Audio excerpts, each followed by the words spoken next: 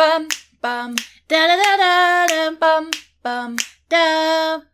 In the BookTube community, there are videos that could contain spoilers. This is one of those videos. Hey, what's up? Hello, guys. Today is a really fun day because it is officially 1 week before Dune comes to theaters. And one of my goals for this month was to read Dune before it came to theaters. Have I read a single page of this book? Have I read a single page of it? Absolutely not. So I thought it'd be fun for you guys to hold me accountable, right? With a vlog of my experience. Now, we are going to be having spoilers, and I'll tell you why, because I think even in this moment, you may benefit from spoilers, because what I've heard from this book is that every time someone new reads it, they have no idea what's going on. So the more information that we get, the merrier, in my opinion. This is going to be a spoiler vlog. We will have spoilers in this vlog. I will be doing kind of like an old style of vlogging where I react to what's happening in the book, right? So it won't be like the 50% check-in and the 100% check-in. That's like a very clean way of vlogging. This is going to be down and dirty, gritty. Yeah, so anyway, that's what's gonna happen. I have every intention of finishing this novel. At this point in time, there are, oh, there's an appendix. Okay, there's a second appendix. Okay, there is a third appendix. Okay. Without all of that, there are 794 pages. So, hey Google, what is 794 divided by 7? 794 divided by 7 is approximately 113.43. Cake money. Okay, so 115 pages if we want to round up per day. Can I do it? Is my name Christine Severin? It is. All right, so I'm gonna get to it, guys. I've got to read 115 pages today. We're gonna vlog as we go, and hopefully I finish Dune by the 22nd. By the end of this vlog, hopefully I am in theaters watching Dune.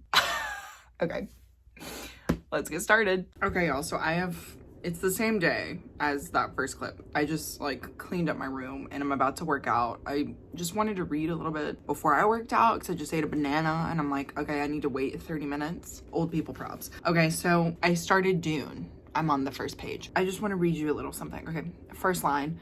A beginning is the time for taking the most delicate care that the balances are correct. All right, we're with it. This every sister of the being Gesserit, this every sister of the being Gesserit knows. To begin your study of the life of Muad'Dib, then take care that you first place him in his time. Born in the 57th year of the Padishah Emperor, Shaddam IV. I'm glad we could have that study sesh together. I am going to need to probably annotate, write, and highlight in this book. I don't know why I thought I wasn't going to need to do that, but I am going to for sure need to do that, which kind of sucks because this is a mass market paperback, so there's not a lot of room for me to write, and I'm a big writer, like as in my handwriting is big, like my personality, some could say. So I'm gonna set that up and I'm gonna come back and check in with y'all in just a second.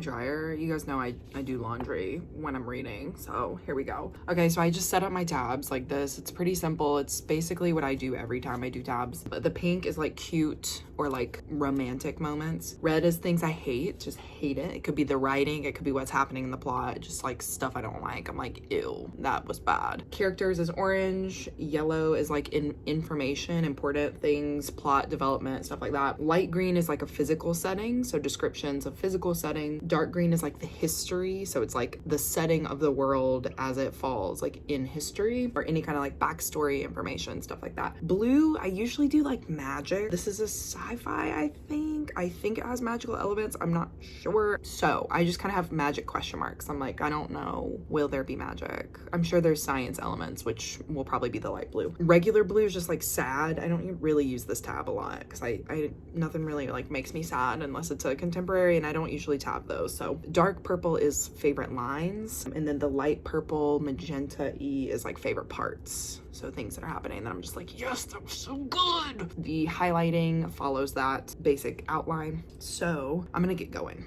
And I'll check in with you guys in a little bit. Okay, also I want to go ahead and just say from the first page, the main character is actually Paul. Remember when I said Muad'Dib? The main character is Paul. That's actually the name of the boy that this story centers around, or man. I don't know how old he is. Anyway, interestingly enough, there could be a situation where he goes through some kind of like metamorphosis where he becomes Muad'Dib.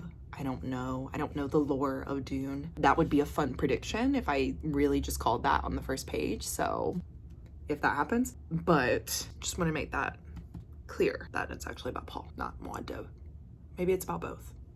We won't know until we know. So there we go. Besties. Okay, so I have officially read all of 5 pages of Dune. Okay, I got busy last night. Tragic ending to my story this morning because I didn't have oat milk. So I couldn't drink my coffee. So that is why I have Dunkin'. I am literally, this is obviously not a coffee, but I had my coffee earlier and I got a croissant. Monique would be turning in her grave if she heard me right now trying to say that. I got a cute little sausage, egg and cheese croissant. And I'm gonna start reading Dune because we have a little while until Monique and I are gonna start our TikToks today. So I've got to officially get to 230 pages today. I'm off to a good start. I've got my snacks, I've got my water, I've also got my book. So we're gonna get started on day 2 of reading Dune in a week. We're off to a rocky start, but I think we can do it. Yeah.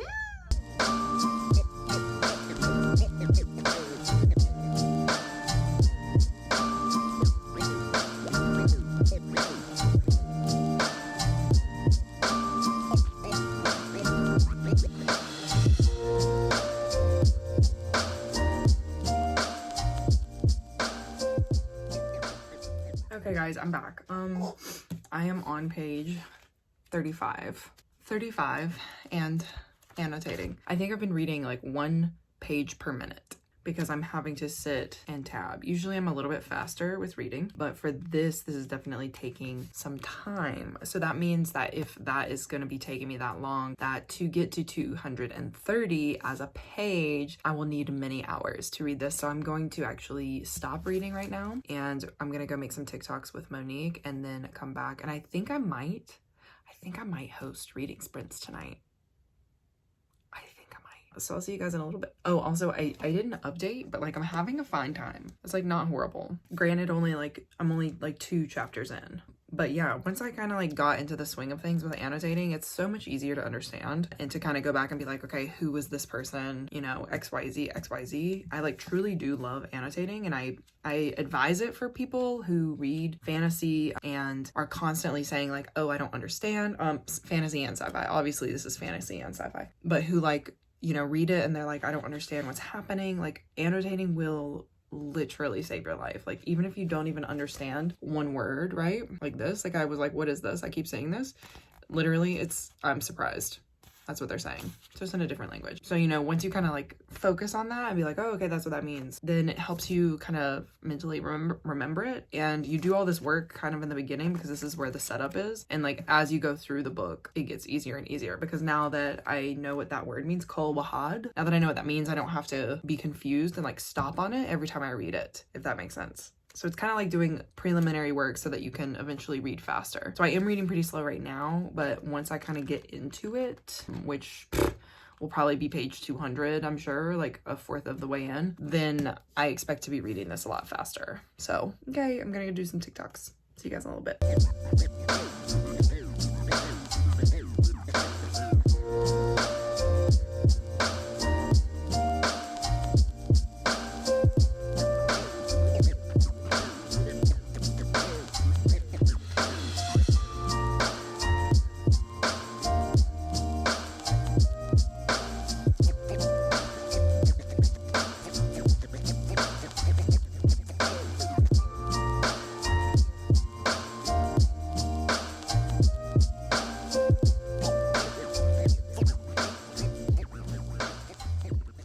Guys, we just got off sprints. I'm on page 104 of Dune. It's like 11:30.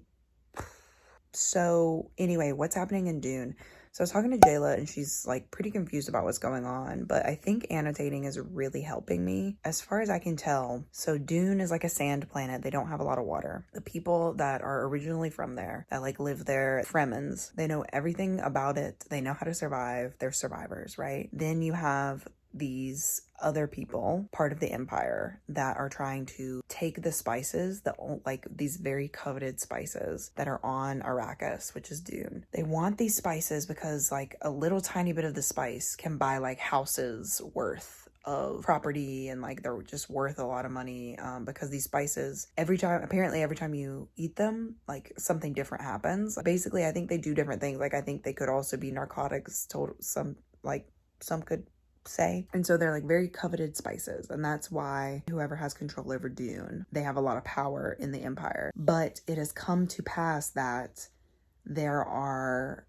different houses, like different dukes' houses, basically like money laundering the spices, right? So they're saying that they only have like this much when really there's this much, and they're taking this much of the spice for themselves. So the old house that was there, the Harkonnens, they were doing that. Also, Our Lady Miss Jessica, who is Paul's mom, I think she thinks that like the Empire is doing it too.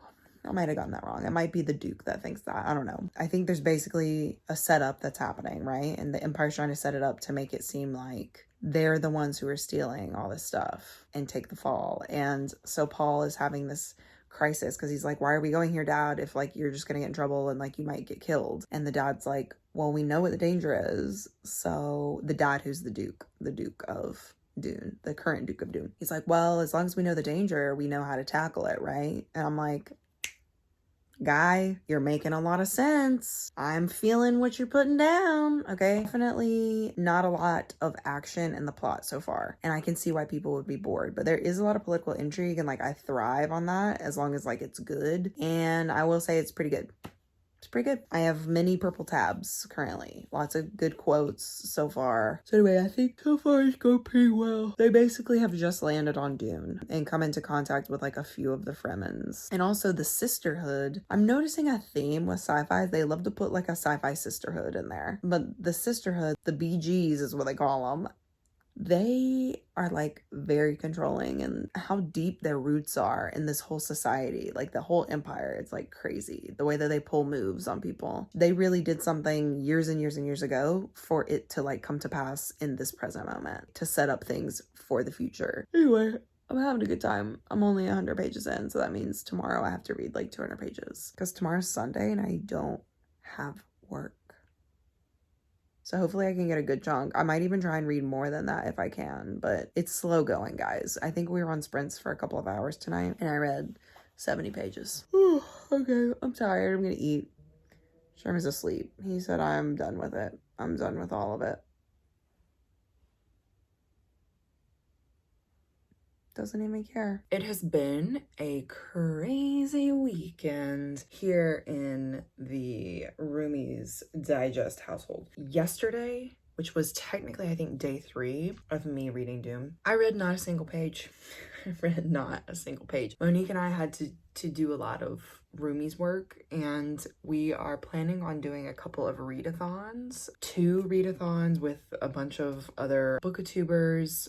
Y'all already know about Read or Dare, which is already out in the universe, but there's also another one that's like a Zodiac readathon that we're both hosting, but I am doing the graphics for that one. So we filmed yesterday and then I did all that. I am still on page 106 of Dune. I'm having a good time though. We can see by the tabs that is a fun time. Oh god, I have to read a lot.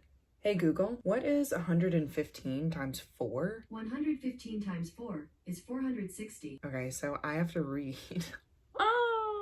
I have to read like 353 pages today. Okay, that's crazy. All right, so it is 12. Today's obviously my day off. Duh. So yeah, guys, I am going to start reading now, and hopefully get a good chunk of Dune in today. I'll check in, as things are happening. But yeah, that's my update. But yeah, so I'm gonna get started for real, guys. We're gonna read it today, because if I don't start reading it today, I'm not gonna finish this by the time it comes out. Okay, here we go.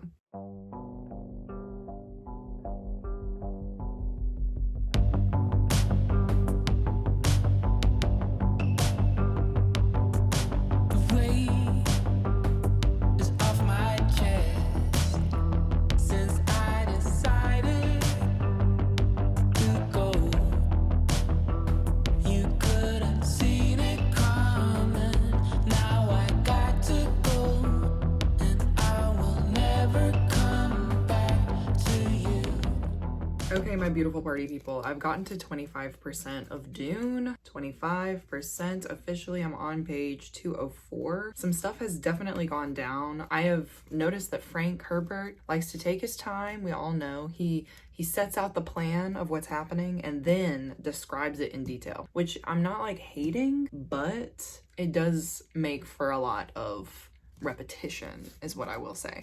So essentially what we know so far is that the Harkonnens, which are like the opposing house to House Atreides, which is like Paul's house, like the Duke Leto and Miss Jessica and all of them, they are trying to take back Dune because they've invested a lot of time there. The spices are worth a lot of money. They were there for like 80 something years, making it ripe for the picking. So the Harkonnens don't want to like let it go so easily, and they also might have been doing some like money laundering, aka spice laundering, collecting their own profits off of the spice. That is like the basic conflict of what's happening in Dune. And so far we've just learned that everything on Dune can basically kill you. There's not a lot of water, like there's like no water essentially. They have to wear these special suits that like basically recycle the water in your body like as you're sweating, so everybody smells bad. Water is more valuable than money on Dune, right? Because there's not a lot of it. If somebody spits in your presence, they're like giving you some of their bodily fluids, so that's like technically a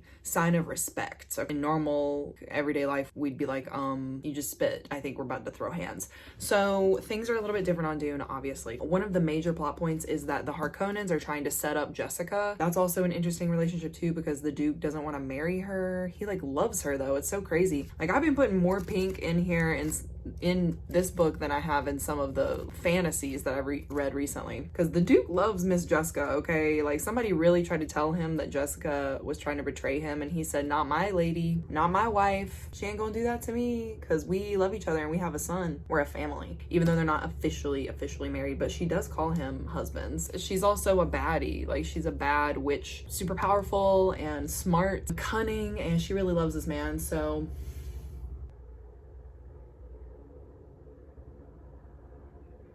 I swear there's always a helicopter or a plane going around when we try and film, which probably just means that there's always helicopters and planes because we live in LA. Y'all, this one helicopter was circling for like 10,000 years. It's probably gonna come back. Like, just go somewhere. It's so far away, but how is it so loud?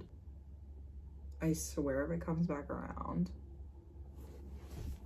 LA traffic control, like guys, newsflash, there's traffic in LA. So back to what I was saying, Duke Leto loves his boo thing. He is not taking any of this, but I like that he's smart, because at first, when we first met him, I wasn't sure if he was gonna be smart guy, which doesn't make sense because I guess he's a Duke, but like, you never know. People are born into these things. We don't know if they're actually good at their jobs. So he's like, all right, well, I've gotta, pretend like I think it's her. But I'm gonna tell my son what I really think, and I'm gonna tell him and make sure that he knows that I know that his mom didn't do it, and also that I love her, just in case something happens to me. This seems like a lot of foreshadowing,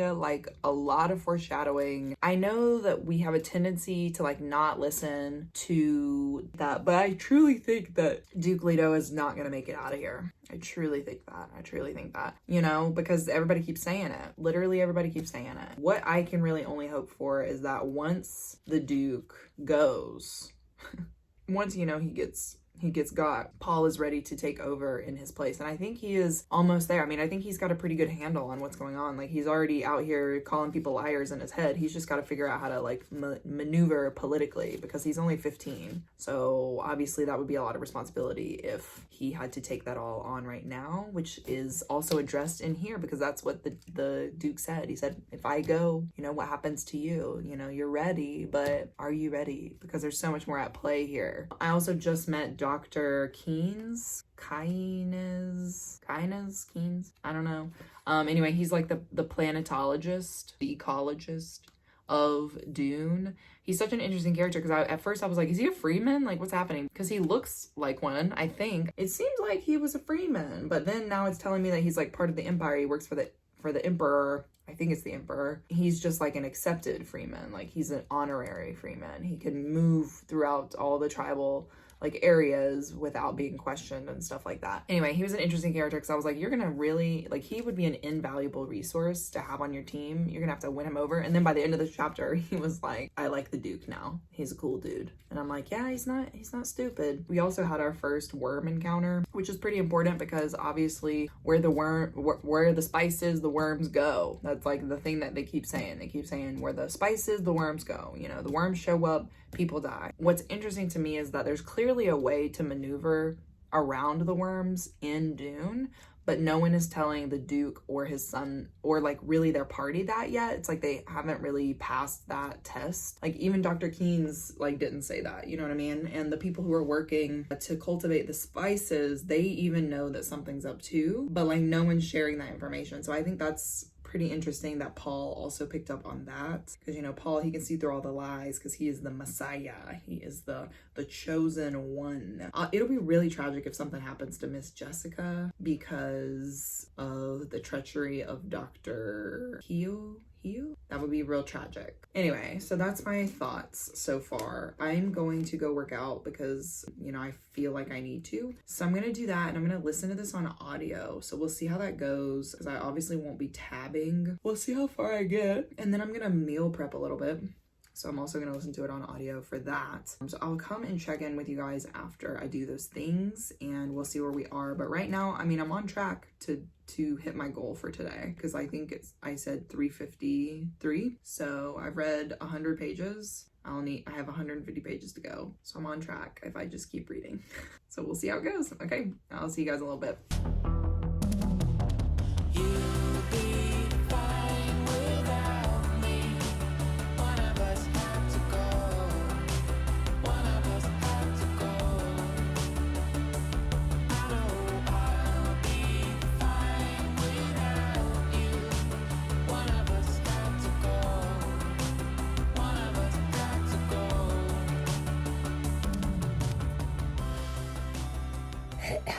Okay, guys, this is hilarious, and I just want to share it because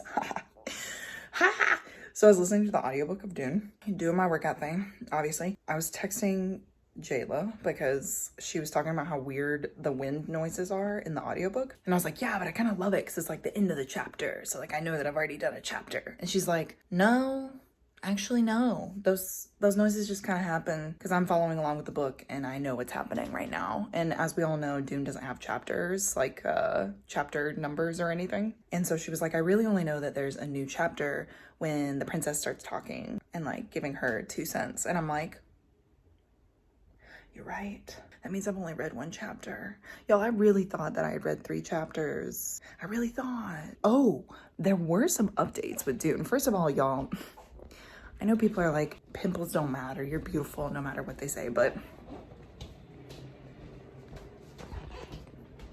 it's not a cute situation. This is how dark my room is, y'all, because it's east facing and it only has east windows. Let me just sit down for a second because I have to tell you guys. Oh, there's a plane. Okay, guys. I promise this will be a super quick update. The way he acted like a damn fool. Hey, yeah, you feel crazy, huh? He deserves the C word. Because you You look like a demon. So, y'all, some stuff went down though in the last little bit that I read. I like kind of don't want to read it on audio without the book because I want to be like taking notes the whole time. But essentially they had this dinner party, right? Y'all know the political intrigue is about to happen at this dinner party. So they've got all these, you know, different political people. They got like a banker, they got like a smuggler, they got like the ecologists, they've got like, you know, different people who have different roles on the planet, because Miss Jessica's like, we need to start having bonds with people so that people trust us as the Duke and the Duke's lady. They do this dinner party and we find out that the banker is like a Harkonnen agent, right? Because Jessica is so dang smart. This lady is so smart. I like really love her. Okay, y'all, sorry. I literally just had to go in and like delete everything on my phone because my phone is like, you cannot record in such high quality, Christine. We don't have room for it on the phone. So anyway, at first I didn't like her because I was like, oh, I don't know how I feel about you. But now that I know her, now that I know Miss Jessica, and y'all, I'm gonna be real quick because I know I gotta go take a shower. The sun is going down, okay? This room is so dark. But now that I know her, I like her a lot. She's so smart, just wise, intelligent, just, oh god. Like the Duke is a lucky man, okay? He's a lucky man for two reasons. One, he has such a firecracker lady, but like she keeps her cool, you know? She's like, oh, I'm so much smarter than everybody, but like I don't need to say that because I already know that I am. And then he has such a lovely son because of this woman. I'm like, you really looked out, Miss Duke. You really need to marry this lady. But anyway, maybe that's a plot point for another day. That all being said, right? We're at the dinner party. Miss Jessica finds out that there are some Harkonnen agents, right? So then she starts getting a little sus. She starts paying attention to what's going on. The Duke has to leave. He's got to go take care of some security things. They say all this via like coded words, so no one really knows what's going on except for Jessica and Paul. So then Paul takes over the conversation and he's like, I'm not gonna let this go. And the reason why they figure out that the banker is a Harkonnen like agent is because he tells like some weird story about how the birds on the planet literally drink blood now. They don't drink water because they're adapted. And it's, you know, he's saying that because he's trying to threaten their family low-key and trying to be slick about it, but Jessica like does not play those games. And so then Leto leaves. He's like, Paul, take care of our company, be the host, you know, da-da-da-da-da. And Paul doesn't let it go. He's like, okay, so you're saying that these birds are cannibals? Tell me what you're saying. Because, you know, Paul's picking up all this too because he's got the same abilities as his mom. And I mean, he's like smarter and will become better than her eventually, I think. So he doesn't let it go. Everybody, there's like a lot of tension, and Kynes, who is the ecologist, everybody kind of follows his lead, right? Because Kynes is like, yeah, I trust Paul. This family is very honorable. You definitely did them a disservice in what you said and blah, blah, blah. So there's a lot of tension in this dinner party. And the moral of the story is that the House Atreides can hold their own. We figure out soon after, like that night, the lady of the house is woken up by Idaho, who is our, you know, liaison between Fremens and House Atreides. We're gonna by him, and he's super drunk, and he lets it slip that everybody thinks that Miss Jessica is the Harkonnen agent. So when she finds out that, she's like really down, she's getting down to business. So that's like basically the part that I just ended at, because she just called Howat in to be like, sir, I know you're spreading rumors around me, so we're gonna set this straight. But it's really crazy because like the Duke is playing this game with her, and he's like, oh, I need her to believe that that I think that she's a traitor and blah, blah, blah. But then, guys, then the plot thickens because Jessica in her internal monologue reveals that she's pregnant.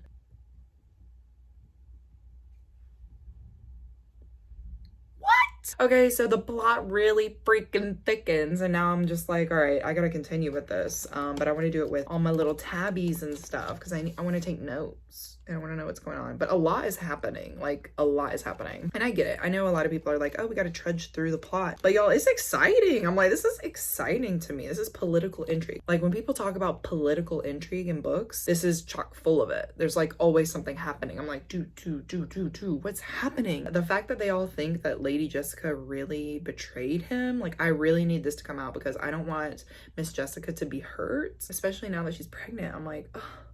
And the Duke doesn't know. The Duke doesn't know that she's pregnant, y'all. Oh, I'm so worried. So that's happening right now, and I'm just like, what even is the drama? Hopefully that makes sense. Okay, guys, I for real am gonna go take a shower now, and I'm gonna make dinner and listen to the audiobook while I'm doing that. So I'll see you guys in a little bit.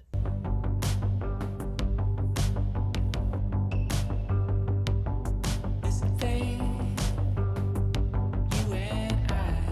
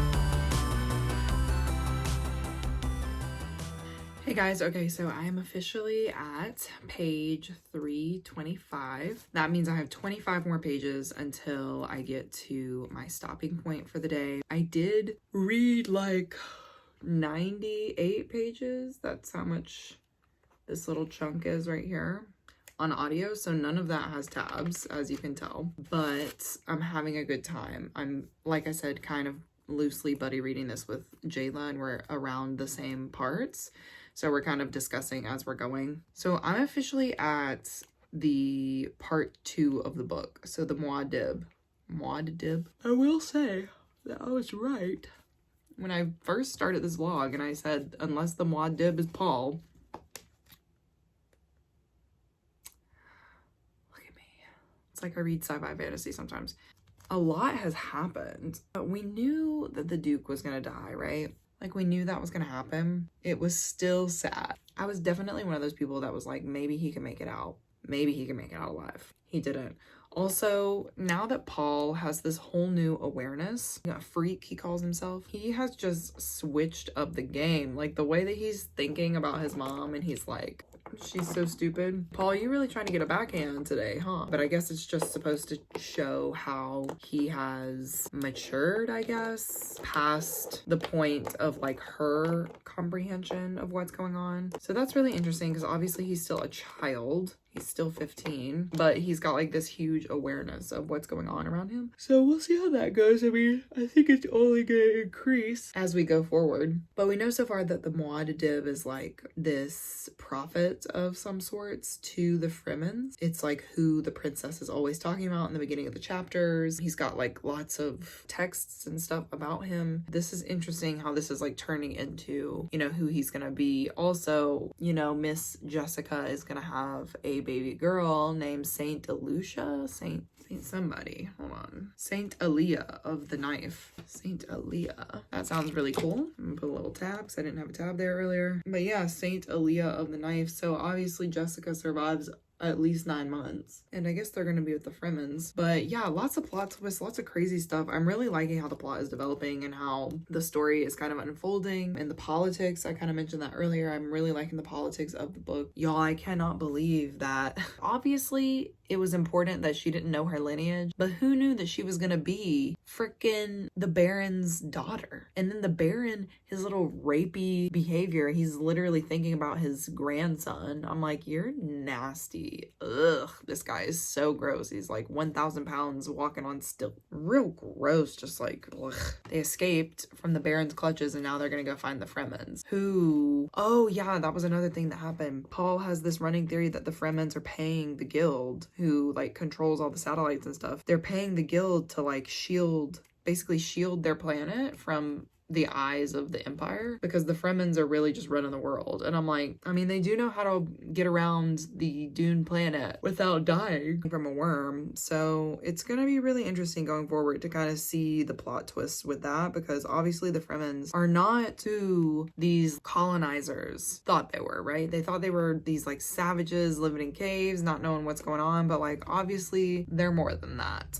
I think that's going to be a really interesting plot line going forward, and we'll see kind of how it relates to like Zendaya's character, because I'm not even sure what the name of her character is in the movie, but I'm interested to kind of see Paul interact with that character, because right now he's just like, he's basically like a computer, like a robot. And it's so interesting that they keep saying don't call people humans, or like don't call them whatever. I wasn't really sure what that meant when it was mentioned earlier, but now I guess maybe it's like just this higher form of awareness that makes you like a mentat or a Manat. Yeah, I don't know if this like makes any sense, but not much has happened since the last time I saw you guys. I mean, the Duke got. That happened. Anyway, I have like 25 more pages, like I said, so I'm gonna finish that tonight. And if anything crazy happens in the next 25 pages, I'll check in. But I think I'm just gonna read for the rest of the night and then go to bed. So that's my plan. Okay, guys, so the plan of the day is this. I have not read any more of Dune, so I'm still on page 353. So basically today I have taking my COVID test so that I can work on Thursday. I'm going to listen to this via audio while I work out. And then I'm going to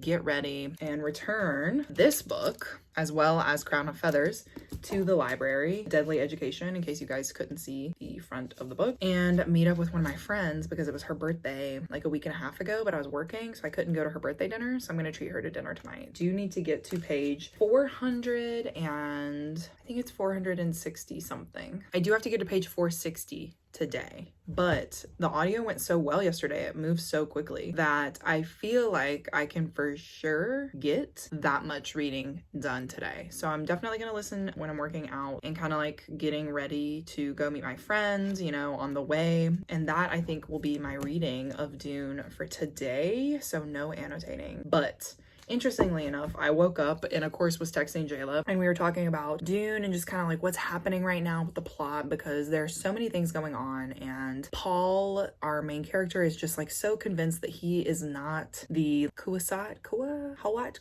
I don't know how to say the word, but basically the Messiah. He's so convinced that he is not it and that he came early and that the Ben Gesserit are like putting all this on him and he's not who they think he is. He even like goes to say he called himself a freak at some point. He was like, I am not what they think I am. I am powerful, but like I'm something else. Like I'm something different. So it'll be interesting to see if Frank, Mr. 1965 Frank, took it there. If he does a plot twist, right? And it's actually not Paul. Like Paul is actually not the Messiah. I'll be shocked. I'll be blown away.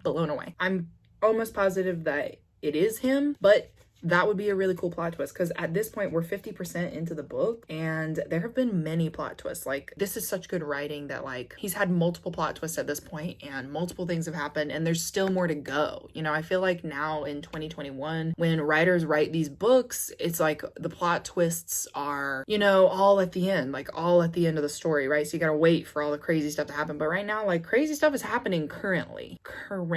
And technically it did all kind of happen at the end of part 1 of the book. So maybe that's the credit where the credit is due. But Mr. Frank, he's doing pretty well. Okay, so I'm trying to see if he's gonna pull it around and plot twist it in that way. You know, I still have a lot of questions like, who is the Princess Irulan? Who is that?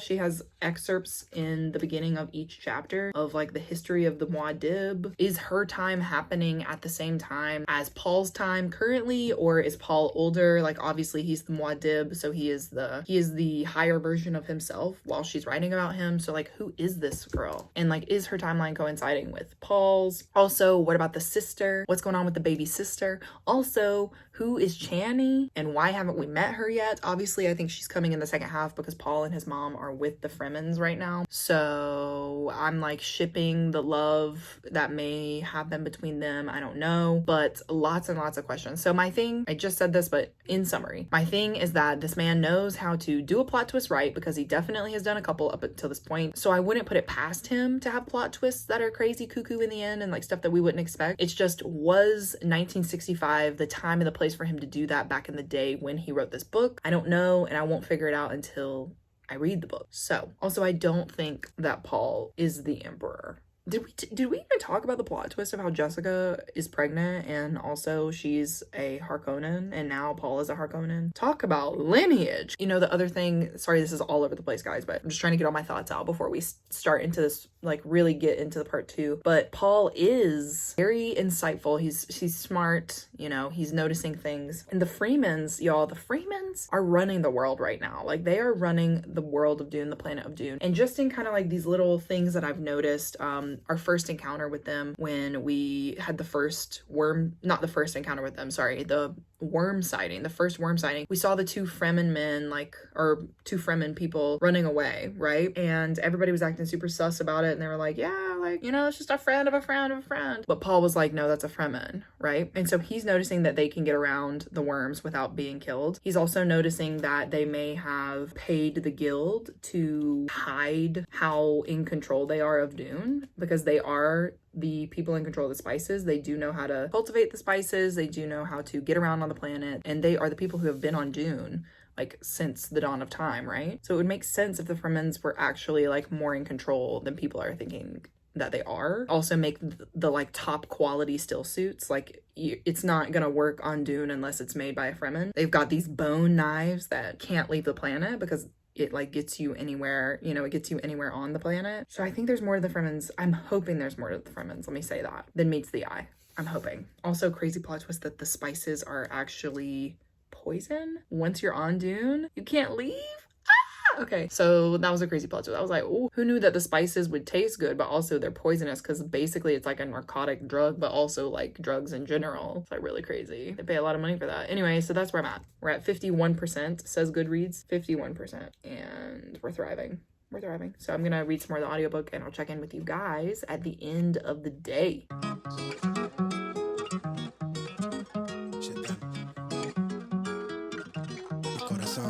Finna jump for the shit, all top when I speak, all cap with the speech till they caught up in the rapture.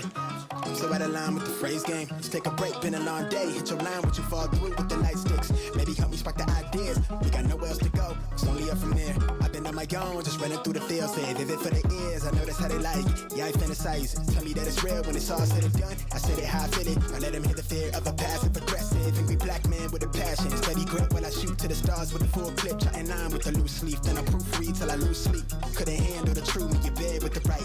Love at first sight shit, art over hype shit. Need a sound bite for the time capsule. Press play, they pause time for a bit. Smitten, I admit it, couldn't kick it. I'm in love with the fine print. Scribble type of shit they wouldn't find behind it. Why the vicious behind the eyelid. Tell it reckless with the clauses. Careful it'll cost me. Need this shit forever, but I never ever stop until they put me in the coffin or they off me. Fuck niggas quick to auction, they false print. Always treat the shit with a caution. Hold it 10 toes down for the dogs, you can see the paw print. Searching for the answers in the bottom of the last strip of the handle. The beginning of the candle. Doing shits to myself, give me fears when I'm looking in the mirror. I'm seeing somebody else, yeah. Mi corazón is on my sleeve shoulder. Everything on the rose gold and my glow from me. I couldn't pinpoint on the globe, that's why I wanted to go from it. Just know that I don't fit in, but I wanna feel everything, yeah, everything, yeah. Everything, yeah, everything, yeah. Everything, yeah, everything, yeah. Everything, yeah. Okay guys, what's up? So obviously, as you can see, I've been doing some errands today. I got my face waxed. I feel like a newborn baby. Went by the library, dropped off my old books, got some new books. So anyway, I think I'm gonna run through all the books that I just got from the library. I know this is definitely a Dune reading vlog, but I will show you because I'm super excited. The West Hollywood Library, which is the library that I go to, they usually don't have stuff because it's in the middle of Los Angeles and everybody goes to this library, right? So I kind of just peruse the shelves, and whatever I find, sorry, I thought someone was gonna hit my car. Whatever I find, that's pretty much what I pick out. And the good thing about the library is now that they don't have fines anymore. So you can basically have books out for as long as possible, as long as you keep renewing them. I think you can renew them a couple times, and then obviously if they get lost, you have to pay for them. But that's good for me because I like to keep my books out for a while. So let's just run through some of the books that I got from the library. So first and foremost, The Rosie Project. You guys might have heard of this book, I'm not sure, but it's basically about Don Tillman, who is a socially awkward professor who realizes that he wants to have a wife, and so he actively starts searching for a companion, meets a young woman named Rosie, and May fall in love. Apparently this is an autistic main character, Mr. Don. I'm not sure if it's stated in the book. I've heard mixed reviews about this. Like, some people in the autistic community say that it's a really good representation, some people say it's not, so I like to figure it out for myself. So I got this book. The next book that I got is 99% Mine by Sally Thorne. Y'all know Miss Sally Thorne wrote The Hating Game, and this has been on my TBR for a while, and I know Monique is going to want to read this too, so I just picked it up because it was at the library. It's about these two twins who inherit this dilapidated house. The like female twin wants to just like dip and leave and be like, see you can have whatever, like I don't even care about this house. But then the hot like house worker, the guy who's gonna make the house look better, comes on the scene, and suddenly Darcy is like, I'll stay for a little while. Yeah, I'll stay and see what's going on with the house. So it's obviously a love story, and I think it's gonna be really cute. I really like The Hating Game. I thought the writing was fun. The next one that I got is Big Summer by Jennifer Weiner. This one's been around and I just kind of have not had a chance to get to it, but essentially it's about these two best friends who get in like a fight and then suddenly like aren't best friends anymore, until one day I think Drew comes and asks Daphne to be her maid of honor in her wedding after they haven't talked to each other for like I think years, like a long time. So it's all about them going to this like Cape Cod family beach house, like wedding, where Daphne meets a cute guy, and yeah, the rest ensues. I feel like there's also mixed reviews on this book, so I just want to read it for myself. I know it's not summertime at all, but I've just been wanting to read it. So the next book that I got is Inland by Tay O'Bright.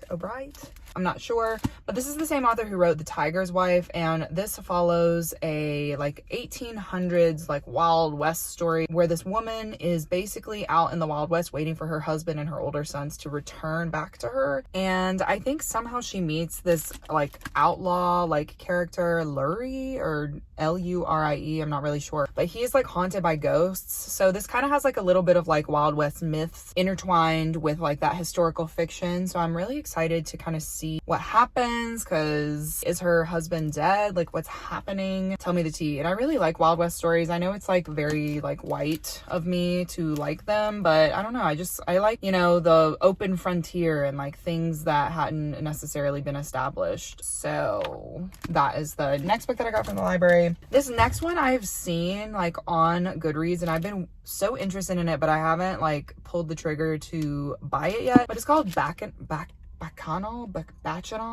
I'm not really sure. By Veronica G. Henry. It says, evil lives in a traveling carnival roaming the Depression era South, but the carnival's newest act, a peculiar young woman with latent magical powers, may hold the key to defeating it. Her time has come. So this takes place in Baton Rouge in the South. Well, that's where our main character originates from. Her name's Eliza. She's like a magical person who like people know she's magical, and she's trying to get out of Baton Rouge, right? So her ticket to get out is this carnival called Bacchanal, which we soon find out houses like this evil demon who is like stealing people's souls and eating them. So Erica has to figure out a way to kind of like defeat the demon. I'm really excited because like I said, I've seen this one kind of circulating, but I haven't heard much buzz about it. So when I saw this in the new releases, I was like, okay, we'll pick up. And then last but not least, this one was definitely just like me perusing the shelves. I feel like I've heard about it, but I don't know much about it. It's called The Queen of the Tierling by Erica Johansson. So I think essentially this is a YA fantasy, I think, about this young queen named Kelsey, who is born into like all these kingdoms have separated and they're kind of being ruled by this one red queen, right? And so Kelsey is trying to come back and take control of her kingdom. So it's kind of like that sort of a story where she's 19 years old, she's coming into her rule, and she's trying to take back what's hers, which just sounded really exciting. But yeah, okay. And as far as Dune goes, you know, have I been listening to Dune all day? Yes. Has anything really crazy significant happened? No. Other than we know that, we already knew this, but the Baron is like kind of rapey, and also like the way that he is like, oh yes, the young boy, he's so cute. I'm like, sir. So that'll be interesting to see in the movie, and also like how they depict that in the movie. Yeah, I mean, really not much has happened. It's just kind of like Paul and his mom are trying to get to the Fremens, and then the Baron has kind of shown that his nephew Rabban, he like doesn't trust him, but that's like his only heir to the throne, which is so interesting because the Baron's like, yeah, eventually on the Emperor's throne there will be a Harkonnen, and I'm like, LOL. So we're talking about Paul now. So that's the only update on Dune. Like, I feel like I've gotten through 5 chapters, but like not much has happened right now. So I'm going to keep reading because I have to do a lot of reading today because I'm actually working Thursday and Friday. So tomorrow and the next day. And I'm not sure how much I'm going to be able to read on set. So we'll see. It could be a slow day. It could be a really like busy packed day. I don't know. So we'll see. I'm going to try and get as much reading done as possible today. But yeah, so I'm going to head home, unpack everything, work out, eat, read some more of Dune, edit a video that's supposed to be coming out on Friday, and I'll catch up with you guys hopefully by the end of today, like later tonight. So that's the plan. Okay. See you guys in a little bit. Oh, hey guys. Good morning. It is 5:45 in the morning. I still have 3 hours of audiobook. I think that's less than 100 pages in my version of Dune, which is great. We're doing great, guys.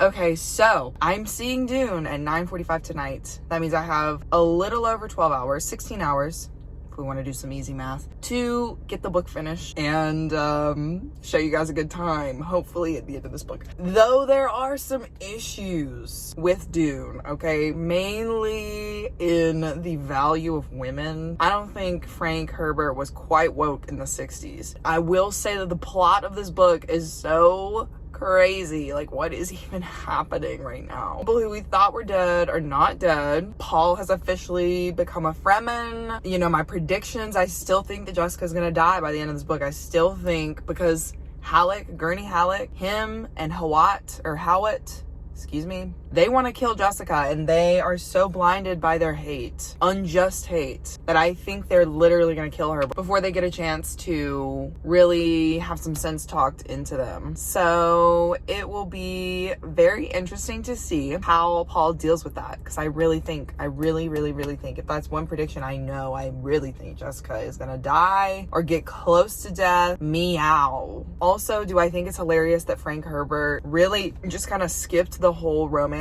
thing with Chani and Paul? Yes. He really he went from a kiss on the cheek to having a baby. LOL. So there's that. Also, I think by the end of this book, I think Paul will have defeated Robin, who is the Baron's nephew. So I don't think he's going to take on the main boss of this whole world. I think he's going to take on the first boss. Really, the first boss was the worm.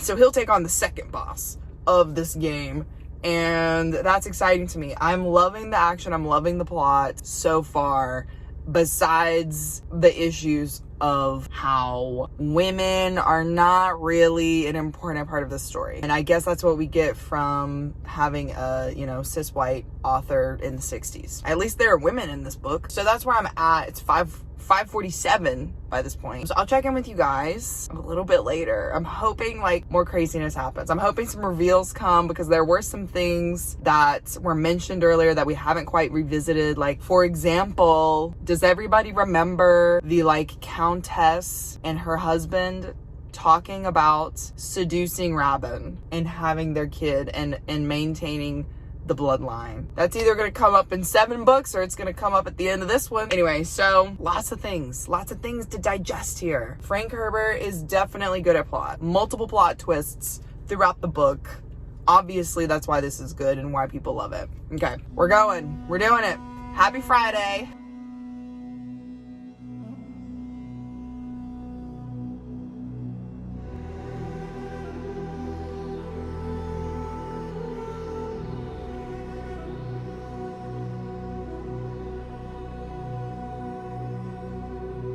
Guys, I finished her!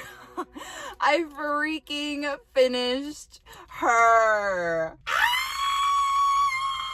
Wow, like what an iconic moment. I can't believe I freaking finished Dune. Guys, I was having a panic attack, not a true panic attack, because those are horrible, but I was having anxiety about this because I knew I was going to finish this book. But guys, I thought I was going to be on set today, literally missing the movie. And I'm supposed to go see the movie tonight with Monique and Steph from Steph's Bookish. Guys, I truly wasn't sure, but I got out in time. Like literally I got out. I'm getting the last little bit of sun. It is a momentous occasion. Anyway, okay, so let's talk about the end of this book. Y'all, what did I even read? Overall thoughts on Dune. Okay, I'm in between a 4 and a 4.5, leaning towards a 4.5. I said it, I know. That is with the thoughts in mind, okay? The thoughts in mind that Mr. Frank Herbert in the 1960s really didn't know how to give women power in his book. He didn't know how to do it other than making them concubines that basically break the system, okay? Because he really slapped with that last page. The fact that the last oops, sorry guys, I didn't mean to curse. The fact that the last freaking iconic monologue to Miss Jessica, okay, literally it was like Miss Jessica and Chani, I think, right before that. Okay, so he really said the women in this book are important. I just don't know how to write them. I truly do believe that. Like, I really don't think he was trying to like bash on women or make women feel bad or any of that kind of stuff. I think just in the 1960s, like, let's put ourselves in the headspace of a 1965 like white cis man, you know, like what did he think? Weren't in the 60s, weren't women just basically homemakers that like did everything their husband asked them to, kept the home. Nothing wrong with that, but like that was his model, right? So he was trying to give these women in this book power, control, and I truly believe with that last paragraph, he did that. Like, I think he really did that in his own way. Like, was it the best, most like woke way that like 2022, sneak peek to next year, that 2021 can really accept? I mean, I know people are going to be upset with this, but I think he did like as well as he was taught, like as well as he could do in the moment, because he did give these women powerful roles. Like, he really gave Miss Jessica, Ben Gesserit, he really gave those women mind control powers. He said these women will rule the world, and they might not be outwardly doing it because they are oppressed by men and by politics of the society, but they will infiltrate these places, these freaking kingdoms, these freaking dukedoms, these barondoms, and they will rule the world. I truly believe that that's what he's doing, and that's what he did for these women in this book. Like I said, is it the best, most iconic thing for women? No, not at all. Was there a lot of savior complex in this book? Yeah, Paul annoyed the fudge out of me, y'all. He really annoyed me at some points, but then on other points I was like, damn, Paul is like, he's on another level of like mental awareness, like, and it's all because of this spice, this drug. So I mean, I see how the savior complex is not the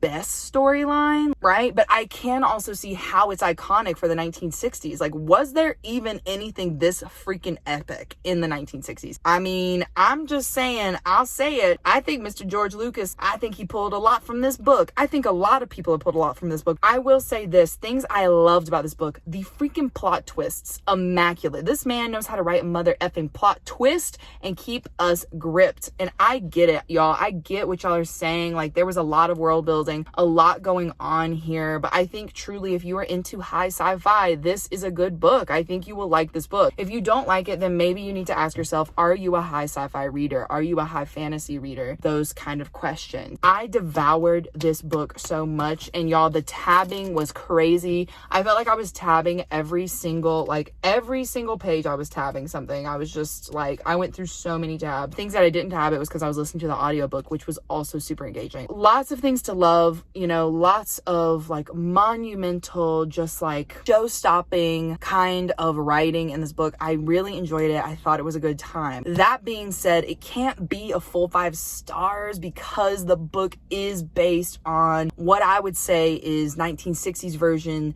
story of colonialism and kind of how the native people get a white man to come and save them. And it's all because of this kind of infiltrated religion that the white man, the white woman made up and put into their society hundreds of years ago. Okay, so not the best storyline. And I thought it would have been so much more interesting, so much more engaging if he had given the Fremen more of a plot line, more of a story, because they ruled the world. I was positive, y'all. I was positive that the Fremens were gonna really come back and be stronger than they were in this book. And they just weren't as strong as I wanted them to be. The characters were great. I love the characters. I love the culture.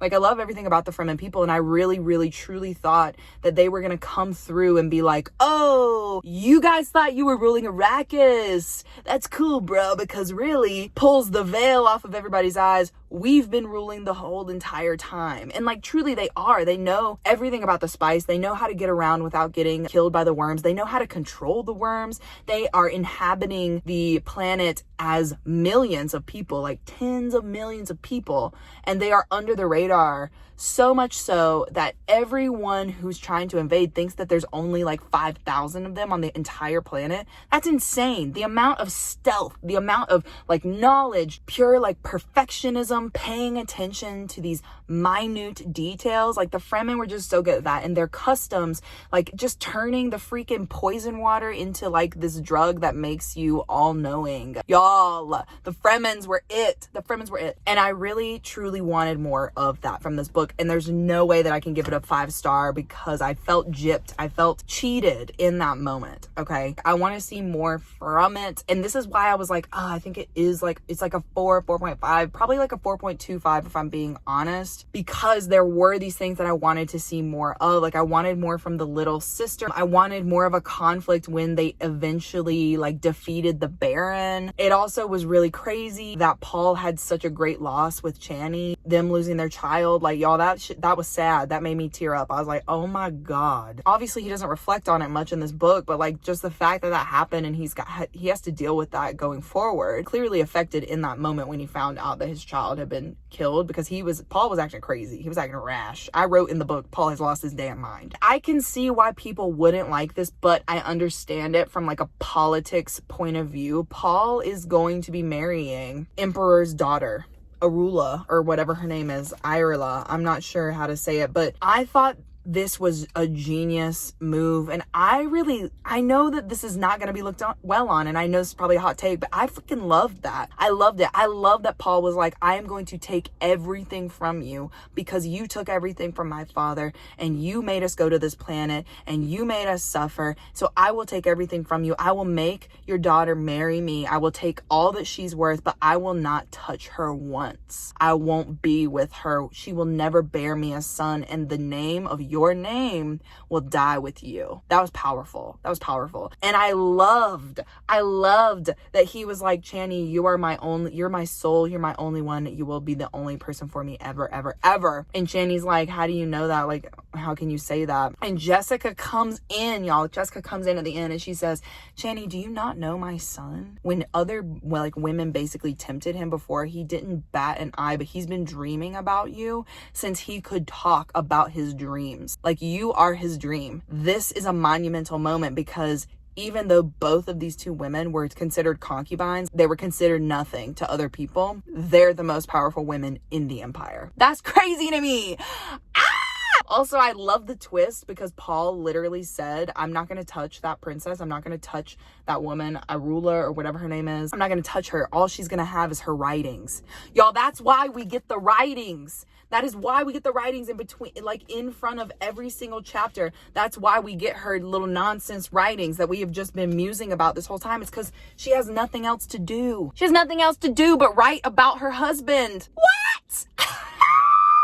Okay, anyway, I had a good time, y'all. I had a good time. I get it. It's a hot take. I know a lot of y'all are upset with this book, but I really do truly think that like taking the time and annotating this book was worth it for me. Like, I had a good time, and I really want to know what happens next. Like, I want to see if Paul keeps his word. I want to see if he stays with Chani. I want to see what happens to the princess. I want to know what happens to his sister, Alia, because she's supposed to be some great kind of like demonic pressure. Like, I want to know what happens next. And from my trusted sources on Bookstagram and BookTube, y'all have told me that the first 3 books are it. Like, that's it. So I'm gonna continue, I think, with the first 3 at least, just to figure out what's going on. Like, the way that these men made these decisions, and I say men because the men were calling the shots, y'all. They were calling the shots. We can't deny it. The way that the men were making the decisions, and then they had to deal with the consequences, even when they were bad decisions, y'all. That's called adult behavior. Anyway, so I had a good time. So I'm gonna give you guys a little bit of ending clips with our Dune adventure, us going to see the movie, because y'all, I'm so excited. I'm so excited, and I'm so happy that I got out of work on time, because I really was stressed. So anyway.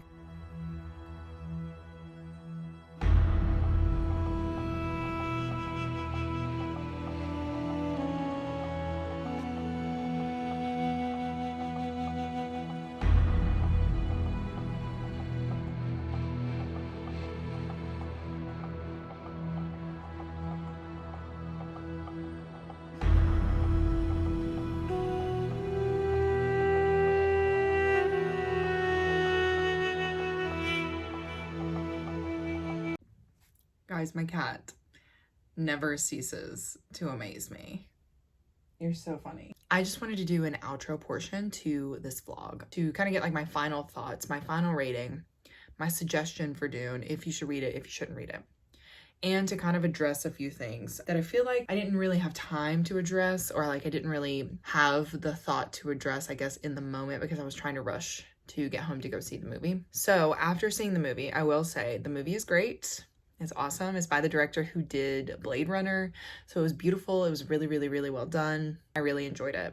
I do think that reading the book gave me like an extra knowledge of going into the movie. It helped me understand it more. That being said, I do want to give my final thoughts on Dune. So first and foremost, should we do the good or the bad? Should we do the good or the bad? Let's kind of do the icky things. Let's start off bad and end on a good note. So the icky things about this book, and you guys have probably already heard about most of this stuff, right?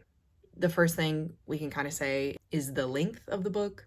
This is a huge book. It took a long time for me to read it, and that was me like consciously giving it time. Did it need to be this long? Probably not. And I think the movie does a good job of taking out those extra scenes that we don't really need, but we can still understand what's going on. So that is, you know, a pro to kind of seeing the movie instead of reading the book. Pro to reading the book and then seeing the movie would be that you get kind of like the behind the scenes. You get a little bit more detail into what's going on. You like can understand and comprehend it a little bit more. But I do think that annotating this book was like the best option, and it helped me so much with comprehension, because without annotating it, I'm pretty sure I'd be just like everybody else saying like, what is even happening? Like I think I said that in the vlog. It was like page 1 and I was like, I'm gonna need to annotate because I have no idea what's going on in this book right now. So the length, pretty big. This is considered to be a classic sci-fi. It is supposed to be the major influence for most sci-fi novels out there. I mean, including like, you know, bangers like The Wheel of Time, Star Wars, Red Rising even. And also I could say influences for fantasy. So, you know, do you need to read this to be considered like a sci-fi fantasy reader? Like, no. And truly, to be honest, I don't think I would have read this unless the movie was coming out. So obviously that was like the major motivator for me. So there's that.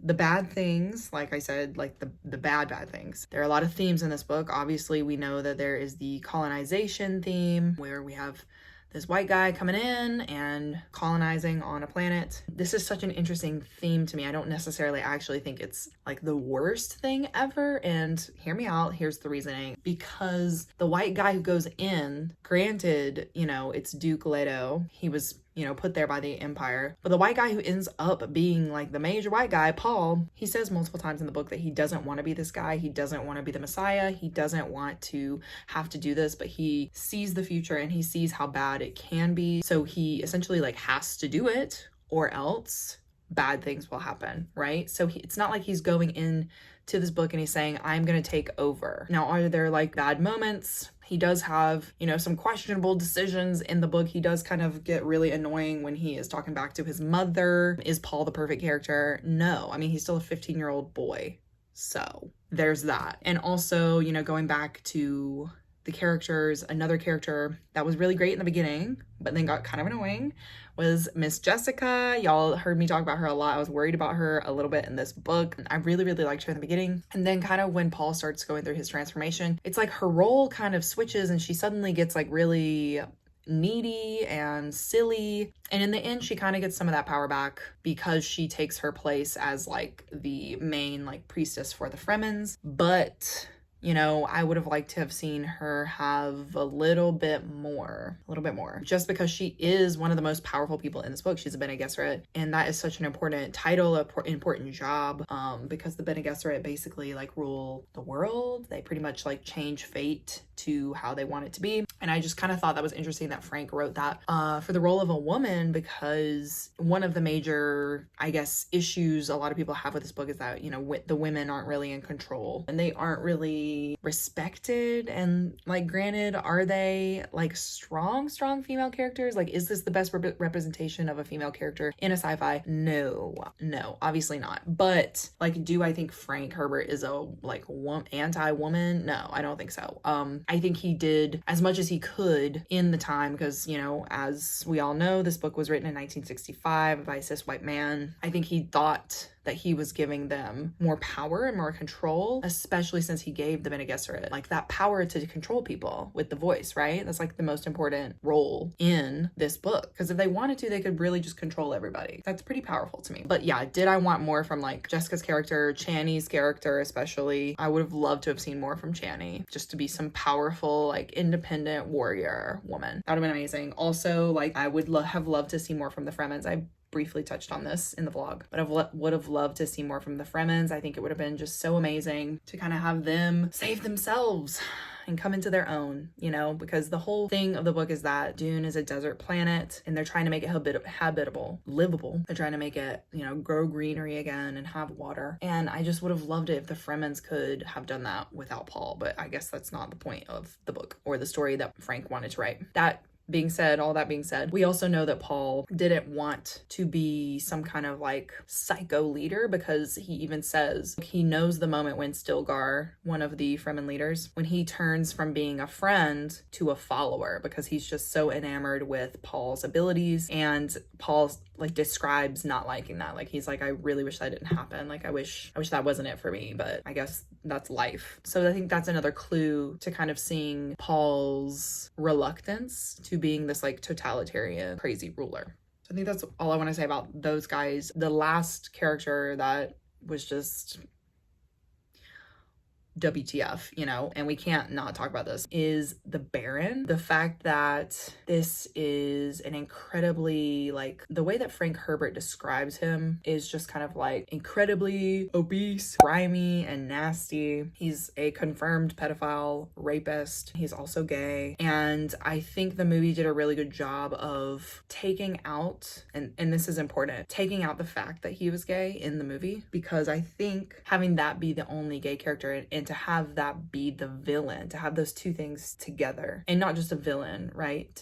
To be gay and a rapist and a pedophile, I don't think that's right. And I'm sure in 1965, that's what cis white Frank thought would be like the perfect villain. But in 2021, guys, that's not it. That's not it. That would never fly if this came out in 2021. Am I like super bothered by the fact that he is a rapist? I mean, that makes him evil. I agree. Like, does it super bother me that that's a part of his character? Not really, because it's not like he's the first villain to ever be a rapist. Like, I think even as recently as like the ACOTAR books, the main bad guy in ACOTAR is a rapist. Granted, it's a female, so I guess people kind of forgot that, but I think it's kind of silly for people to be nitpicking that one part when like we really should be nitpicking the representation in the book and the fact that like it happens in other popular books that people really love, but like no one remembers that at the time. So that being said, yes, being a rapist is villainous. Being gay does not make you a villain. So I think it's really great that the movie took that out, because I don't think, like I said, that those two things should be put together. Is that all I want to say about characters? I will say the characters really annoyed me. Am I obsessed with any of them? Not really. But that is the kind of book this is a plot pushed book, right? We don't go super deep into things. We don't like feel things. Like even when Paul is falling in love, we don't see that. He literally goes from a kiss on the cheek to having a baby. So that's just the kind of writer that Frank is. And interestingly enough, after I did a little bit of research, his son has actually been quoted saying that he wasn't a super lovey-dovey dad. Like he spent more time writing than he did with his family. So, you know, maybe Frank just didn't know how to write those love scenes. Maybe he just didn't know how to express it via words. So we'll give him that. Now, other things. I have heard a lot of back and forth about the Islamic influences, Muslim representation, Middle Eastern influences, and things like that. I don't know enough about that because I'm not a Muslim and I don't practice Islam, and I'm not Middle Eastern. So I don't know enough about that to have noticed it a lot in the book. I did notice, you know, the emperor is a white redhead man and his name is Shaddam V. I'm not sure if that is disrespectful. From what I can tell about Frank Herbert, he was really into different cultures and languages and things like that. And I don't want to be like, oh, I think he was just trying to like give a compliment. But I think, as far as I can tell, he was using these Middle Eastern influences to establish the validity of the ancient religion of Arrakis, to establish that these people had been there for a while, they're part of traditions, customs, their religion is sacred, like these things are very important. I think that's what he was doing. And if it is disrespectful, I will believe you. So let me know. Would love to know how you feel. Do I think it is like maybe a little icky? These are the issues. Other than that, those are like the baddish things, like the icky things. The good things, did this give me a better insight on the movie? Absolutely. Loved annotating it, loved giving it time, thought it was great. You know, I was really interested in most of the plot, like the plot twists. The man can do a plot twist, okay? We will give Mr. Frank Herbert that, because I mentioned this so many times, but there were plot twist upon plot twist upon plot twist. I was like, what is happening right now? I'm going crazy. because so much is happening. The political intrigue, high level stuff, like really, really good stuff. And I really enjoyed that. I like political intrigue. I like when that's in a book. It makes me think, and that was fun. That was fun for me. The other thing I thought was really interesting was kind of like the environmental awareness. And I think there's something to be said about him writing this in 1965 and kind of being like, the world is only going to be the world that you make, right? And that's like a very like broad whatever statement, but I remember tabbing multiple lines where it's like, you need to take care of the world that you live on because you've only got that one world, right? And I think there's something to be said about him kind of having like that be the major push point for the Fremen people and Paul eventually, because he becomes a Fremen and his lover is a Fremen and his son is a Fremen, you know? I think there's something to be said about that. Do I think eventually we'll get to kind of like a livable Arrakis? I hope so. I don't know. I know there's like 50 books. Anyway, I'm ranting. So is that everything that I wanted to say? I feel like there may be more. I might have forgotten something. I did not take notes for this wrap up part. I'm just kind of going off of feelings and kind of like what I think in the end. Of course, these are like all my opinions and just kind of like what I took from it. So hopefully if you hated it, hopefully this gives you some perspective. And if you did hate it for a specific reason, like let's chit chat. I would like to know, because if you're seeing things that obviously I can't or haven't seen, I would love to know, you know?